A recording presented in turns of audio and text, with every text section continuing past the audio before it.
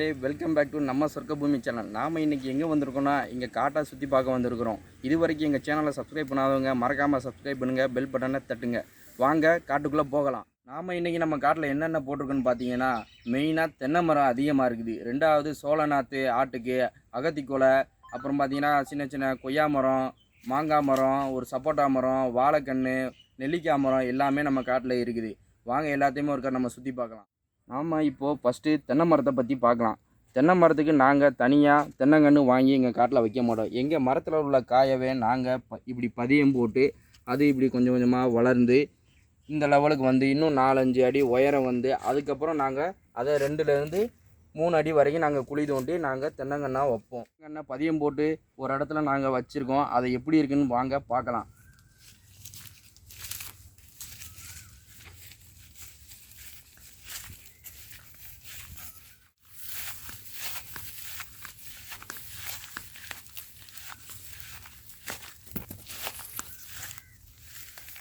இப்போ பார்த்தீங்கன்னா இந்த தென்னங்கன்னை வச்சு எப்படியும் 4-5 மாதத்துக்கு மேலே இருக்குங்க. நாங்கள் இந்த கண்ணை 3லேருந்து 4 அடி ஆழத்துக்கு தோண்டி வச்சுருக்குறோம். தென்னங்கன்னுக்கு நாங்கள் உரமாக நாங்கள் வீட்டில் வளர்க்குற ஆட்டுச்சாணியாகவே இப்போ உரமாக நாங்கள் வந்து போடுறோம். இங்கே இந்த தென்னங்கன்று வச்சு எங்களுக்கு 2லேருந்து 3 வருஷம் ஆயிருக்குங்க. இன்னும் 2 வருஷத்தில் இந்த தென்னங்கன்று நல்லா எங்களுக்கு காய் காய்ச்சிடுங்க. பார்த்தீங்கன்னா இந்த தென்னை மரம் ஒரு ஆள் எட்டி பிடுங்குற அளவுக்கு தான் தேங்காய் இல்லாமல் இருக்குது. இதெல்லாம் நல்லா விளைஞ்ச தேங்காய். இதை மாதத்துக்கு ஒருக்கா நாங்கள் தேங்காய் மொத்தமாக வெட்டும்போது வெட்டிடுவோம். பாருங்கள் எவ்வளோ அழகாக இருக்குது தேங்காய்.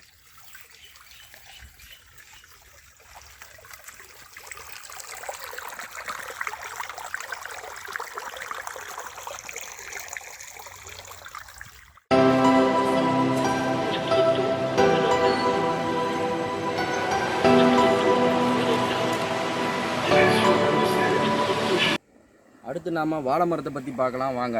இப்போ என்கிட்ட இருக்கிறத பார்த்தீங்கன்னா இது நாட்டு வாழை மரங்க. நாங்கள் 4-5 மரம் தான் வச்சுருக்கோம் எங்களுக்கு வாழை மரம். ஒரு மரத்தில் தார் தொங்குது. வாங்க அந்த மரத்தை போய் பார்க்கலாம்.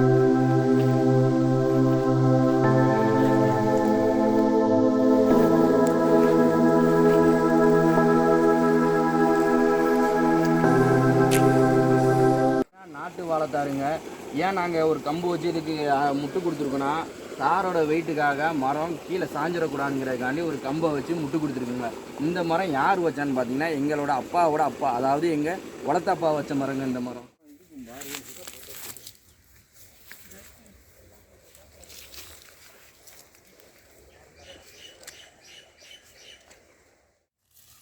அடுத்து நாம் கொய்யா மரத்தை பற்றி பார்க்கலாம் வாங்க.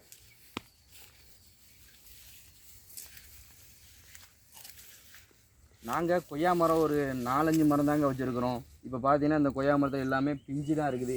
காய் ஃபுல்லாக நாங்கள் இப்போ தான் பறித்து சாப்பிட்டோம் வீட்டில். கொய்யா பழம் அவ்வளோ அருமையாக இருக்குது பழுக்க வச்சு சாப்பிட்டதில். இங்கே பார்த்தீங்கன்னா உங்களுக்கே நல்லா தெரியும், நிறையா பிஞ்சு எல்லாமே இருக்குது. இதெல்லாம் இப்போ நாம் அடுத்து என்ன மரத்தை பற்றி பார்க்க போகணுன்னா, ரொம்ப முக்கியமான மரம் கருவேப்பிலை மரம். இது நம்ம அன்றாட சமையலில் நம்ம கருவேப்பிலையை நம்ம தினசரி நம்ம பயன்படுத்துகிறோம். இப்போ முன்னாடிலாம் கருவேப்பிலையை வந்து கடையில் ஃப்ரீயாகவே கொடுப்பாங்க. இப்போ பார்த்தீங்கன்னா கருவேப்பிலையும் நமக்கு இப்போ காசில் தான் விற்கிறாங்க.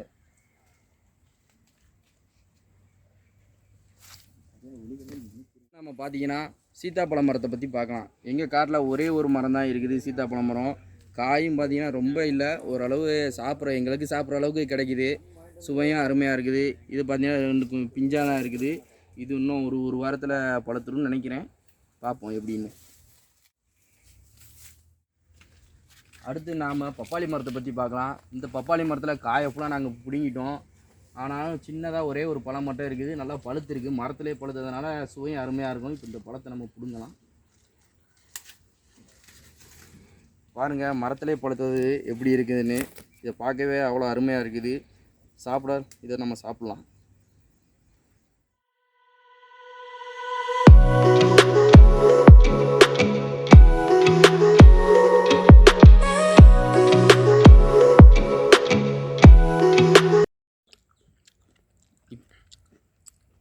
பப்பாளி பழத்தை ஒருத்தனே சாப்பிட்றேன்.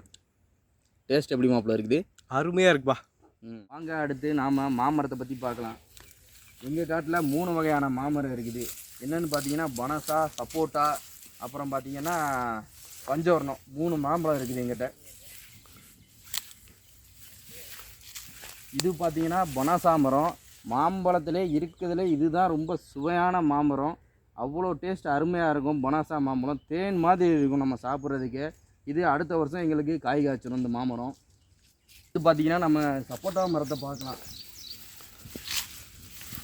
இது சப்போட்டா வகையான மாமரம். இந்த மரம் நாங்கள் வச்சு கிட்டத்தட்ட 1.5 2 வருஷம் இருக்கும். இன்னும் 1 வருஷத்துல இந்த மரமும் எங்களுக்கு காய் காய்க்க ஆரம்பிச்சிடும். அடுத்த சீசனில் இதில் சப்போட்டா மாம்பழம் காய்ச்சிடும்னு எதிர்பார்க்கலாம்.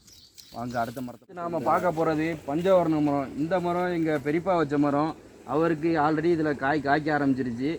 இன்னும் நல்லா காய்க்குன்னு எதிர்பார்ப்போம். இதுக்கு உரத்தை பார்த்தீங்கன்னா ஆட்டுச்சாணியை தான் நாங்கள் உரமாக போட்டுக்கிட்டு இருக்கிறாங்க. அடுத்து என்னென்னு பார்த்தீங்கன்னா பாகற்காய் கொடி நாங்கள் வீட்டுக்கு தேவையான அளவுக்கு மட்டும் போட்டிருக்கோம். இதுவும் எங்கள் பெரியப்பா போட்ட செடி தான். இது பார்த்தீங்கன்னா இப்போ பார்த்தீங்கன்னா ஒரே ஒரு பழுத்த பழம் மட்டும் இருக்குது. பாகற்காய் பழம் மட்டும் இருக்குது. எங்களுக்கு தேவைக்கு மட்டும் நாங்கள் போட்டதுனால இது அதிகமாக நாங்கள் சாகுபடி செய்யலை. என்ன பார்க்க போகிறோன்னா மாட்டுக்கு தீவனம். மாட்டு தீவனம்னு பார்த்தீங்கன்னா எங்கள் காட்டில் சீமைப்புல், அகத்தி எல்லாமே இருக்குது. இப்போ நாங்கள் சீமைப்புல்லை எப்படி வளர்க்குறோங்கிறத நம்ம பார்க்கலாம்.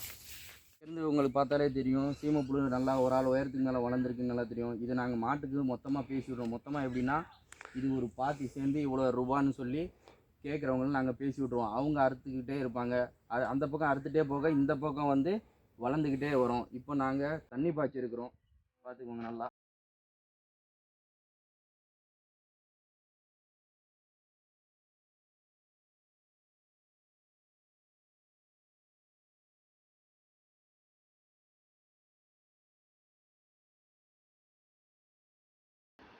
எங்கள் மொத்த காட்டுக்குமே இந்த எங்கள் கிணத்துல இருந்தாங்க நாங்கள் தண்ணி சப்ளை பண்ணுறோம்.